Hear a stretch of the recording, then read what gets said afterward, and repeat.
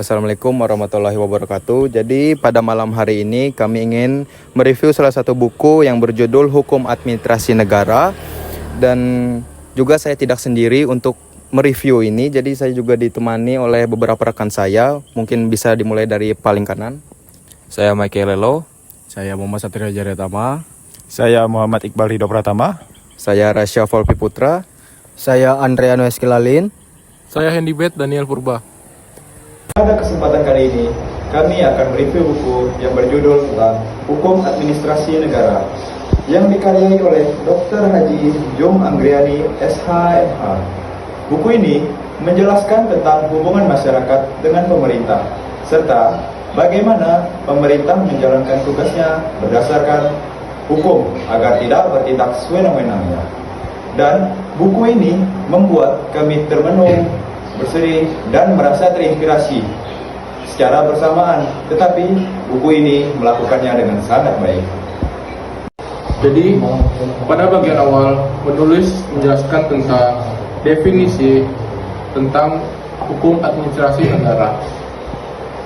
Hal ini merupakan hukum yang mengatur tugas, wewenang, dan tindakan pemerintah dalam menjalankan pemerintahan. Tujuan dari hal ini adalah untuk menciptakan pemerintahan yang tertib, melindungi hak masyarakat, serta memastikan semua tindakan pemerintah memiliki dasar hukum. Ya, di sini kali ini saya akan melanjutkan pembahasan dari teman-teman saya sebelumnya. Jadi di sini terdapat bukuhan. Selanjutnya yang saya dapat baca itu bukuhan ini membahas tentang kewenangan pemerintah. Penulisan ini menjelaskan bahwa pejabat pemerintah yang hanya bertindak jika memiliki kewenangan yang sah. Jadi kewenangan tersebut terdiri dari atribusi, delegasi, dan makdar. Selain itu dijelaskan juga mengenai keputusan tata usaha negara atau KTUN, yaitu keputusan tertulis yang dibuat pejabat pemerintah dan memiliki akibat hukum bagi masyarakat, seperti izin usaha atau penyelenggaraan pengawal. Itu yang terdapat di buku Han yang saya bacakan pada buku tersebut. Baik, saya akan melanjutkan pembahasan dari teman saya tadi tentang hukum administrasi negara. Kemudian buku ini juga membahas tentang asas-asas umum pemerintahan yang baik atau AUPBM. Asas ini merupakan pedoman yang harus diterapkan pemerintah dalam menjalankan tugas dan kewenangannya agar tercipta pemerintahan yang adil dan tidak merugikan masyarakat. Beberapa asas yang dijelaskan dalam buku ini antara lain asas kepastian hukum, asas keterbukaan, asas keadilan, asas profesionalitas, dan asas tidak menyalahgunakan wewenang.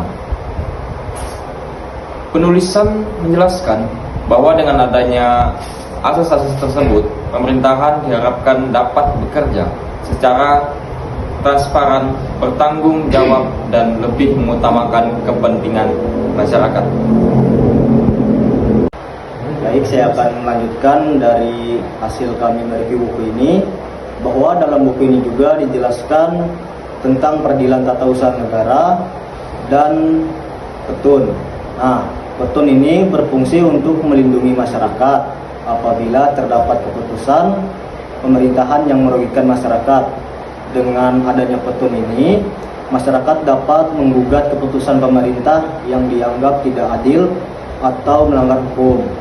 Nah, menurut kelompok kami ini juga, kelebihan buku ini adalah bahasanya sangat cukup mudah untuk dipahami dan materinya disusun secara sistematis. Jadi selanjutnya saya akan menjelaskan intisari dari buku ini atau kesimpulan dari buku ini setelah semua pemaparan yang diberikan oleh rekan saya. Buku ini juga memiliki kekurangan, yaitu masih sedikit.